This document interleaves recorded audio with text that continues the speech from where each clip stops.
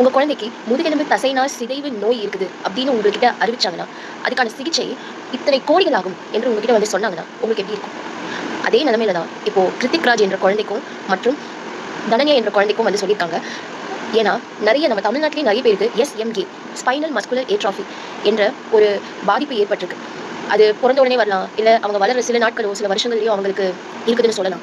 முதல்ல இது என்ன? ஒண்ணும் இல்லங்க.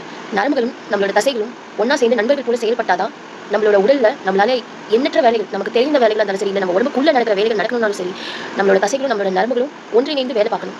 ஆனா, ஒரு மரபணு குறைபாடால ஒட்டுமொத்தமா அவங்களோட நரம்புகள் அழியும். மற்றும் நரம்புகள் முதல்ல அழிய ஆரம்பிச்சதுன்னா, தசைகளும் அழிய ஆரம்பிச்சிடும். ஏட்ராஃபி என்ற அர்த்தம் என்னன்னா, தசைகள் வந்து சுருங்கி அழிஞ்சு போயிடும். அதுதான் அதோட அர்த்தம். இதுக்கு வந்து மருத்துவர்கள் கோடிக்கணக்கான மதிப்புள்ள மருந்து நீங்க என்ன சொல்றது கட்டி எடுத்துட்டு வந்தீங்கன்னா தான் உங்க குழந்தைய குணப்படுத்த முடியும் அப்படின்னு அந்த